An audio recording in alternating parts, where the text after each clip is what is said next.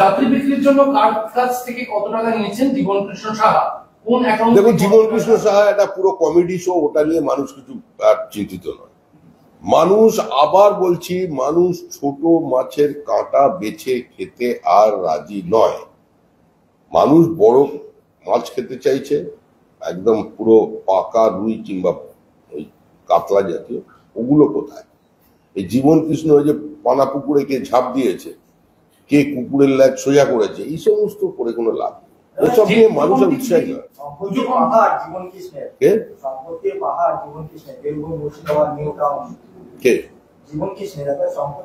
জীবন কৃষ্ণকে একা নিয়ে পড়েছেন কেন? চারিদিকে এত মানে কৃষ্ণ ঘুরে বেড়াচ্ছে, একা জীবন কৃষ্ণ কেন?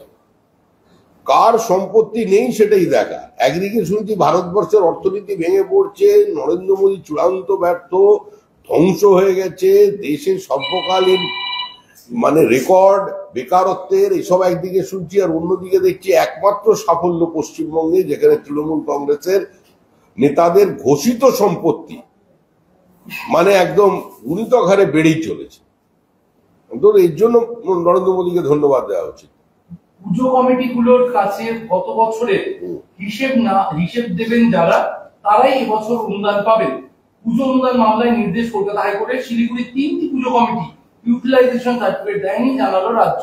আর যত পুজো কমিটিগুলি 1,10,000 অনুদান, তাতে বলা হয়েছে গতবারে ইউটিলাইজেশন সার্টিফিকেট দিতে হবে বলছে আদালত। লাগাম আসবে এই পুজোর অনুদান?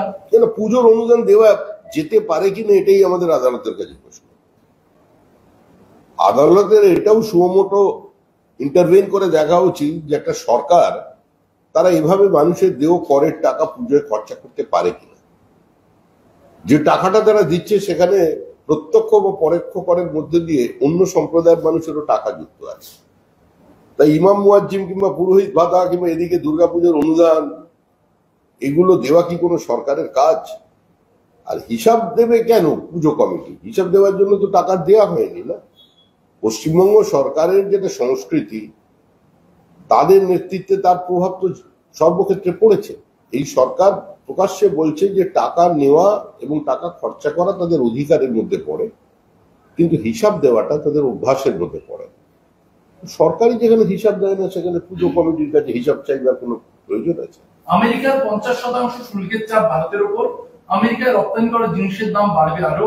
$4,800 কোটি বাণিজ্যে প্রভাব পড়তে চলেছে। 10 লক্ষ চাকরি এখন সংকটে, আশঙ্কা প্রকাশ করলেন সিটিআই চেয়ারম্যান। কে কোন চেয়ারম্যান কোথাকার আশঙ্কা প্রকাশ করেছে সেটা বিবেচনার বিষয়, অন্তত এই মুহূর্তে আমাদের কাছে নয়। ভারতবর্ষের মানুষের আস্থা দেশের প্রধানমন্ত্রীর উপরে আছে এবং সর্বোপরি এই দেশের উপরে আছে।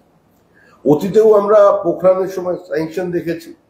নরেন্দ্র মোদীর ভিসা যারা বাতিল করেছিলেন তারাই তার পায়ের তলায় লাল কার্পেট বিছিয়ে দিয়ে মোদী মোদী করেছেন। ভারতবর্ষের মতো 140 কোটি দেশের বাজার থেকে যদি কোনো দেশ বা কোনো দেশের বাণিজ্য বিচ্ছিন্ন হয়ে যায় বা করে রাখতে চায়, তারাই অর্থনৈতিকভাবে প্রান্তিক হয়ে পড়বে। এবং একটু অপেক্ষা করুন, আজকে আমেরিকার এই যে রক্তচক্ষু আর এই বিভিন্ন সময় ঘোষণা, এই ঘোষণা কিছুদিনের মধ্যেই শেষ হয়ে যাবে। সকলকেই এই মাটিতে আসতে হবে টিকে থাকতে গেলে। আগামী ইতিহাসটা লিখবে ভারতবর্ষ।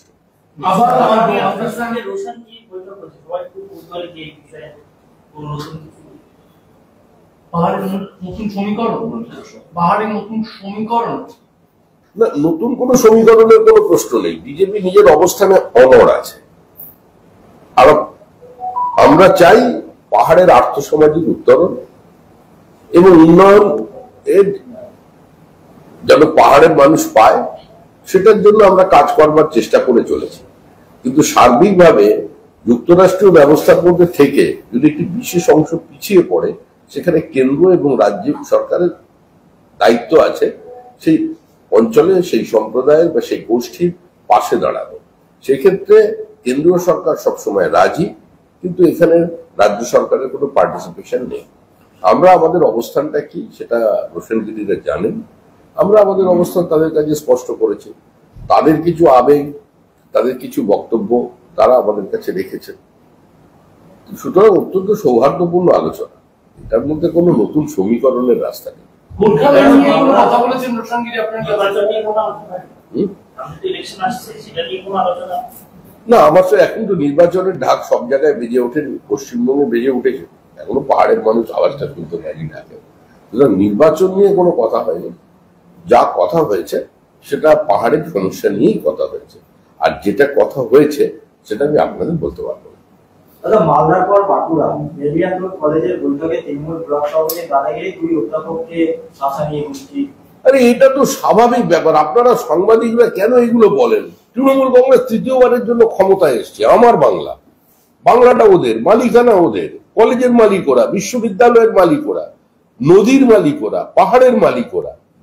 নদী থেকে বোল্ডার তুলে নিচ্ছে, বালি তুলে নিচ্ছে, নদীর গতিপথ বদলে দিচ্ছে। লামসার ট্যাগ প্রাপ্ত ইস্ট ক্যালকাটা ওয়েটল্যান্ড, সেটাকে বিরাট বিরাট আবাসন সেখানে তৈরি হয়ে যাচ্ছে। তারা একটু বকাবকি করবে না মাস্টারমশাইদের? মায়া সাহা, যিনি সাহিত্যিক তৃণমূল কাউন্সিলর, মায়াকে কালকে ডেকেছেন ইডি। এবার ইডি যখন তলব করেছে তখন তিনি বলছেন হাইকোর্ট বিরুদ্ধে ওটা অভিযোগ, কিছু জানেন না। আমি বললেন মায়া সাহা তৃণমূলের কাউন্সিলর, তিনি বললেন হাইকোর্ট বিরুদ্ধে যা অভিযোগ করেছে এই ব্যাপারে আমি কিছু জানি না। এটা ইডি তলবের আগের দিন। আচ্ছা, এগুলো কি কোনো আলোচনার বিষয় হতে পারে? পিসি ভাই কি ব্যাপার আবার এখানেও পিসি ভাই? এই পশ্চিমবঙ্গে থেকে মুক্তি পেতে পারবে না? পশ্চিমবঙ্গের মানুষ পরিত্রাণ চায়, মুক্তি চায়। একটা লোক যখনই আছে সে পানা পুকুরে ফোন ছুড়ে দেয়, একজন মানুষের ছুঁড়ছে, পুকুরে ঝাঁপ দিচ্ছে, ক্লাসরুমে অঙ্ক করতে বলেছে একজন মাস্টারমশাইকে, সে ব্ল্যাকবোর্ড ছেড়ে পালিয়ে যাচ্ছে, তার পিছনে ছাত্ররা দৌড়চ্ছে। এটা হচ্ছে পশ্চিমবঙ্গের এই মুহূর্তে পরিচিত চিত্র। এটা কি এখানকার মানুষ মানবে? বাঙালি সহজ পাঠের পরিবর্তে অন্য বই পড়বে? এটা তো মানুষকে ঠিক করতে হবে না, আমাদের কিছু এখানে করার। এখানে অভিভাবকরা চিন্তা করবেন যে তারা ছোটবেলা মানে গীতাঞ্জলি পড়বে না কথাঞ্জলি পড়বে, যার যেটা ভালো লাগে পড়বে। দাদা, হিন্দুরা যদি আত্মরক্ষার জন্য অস্ত্র কিনতে চায়, তার কাছে যদি সেই অস্ত্র কেনার ক্ষমতা না থাকে, তাহলে বাকি হিন্দুদের উচিত তার পাশে দাঁড়িয়ে তাকে সাহায্য করা। শুভেন্দু অধিকারী কি বলছেন? শুভেন্দু অধিকারী বিরোধী দলের নেতা, তিনি যখন বলে দিয়েছেন আমাকে প্রশ্ন করছেন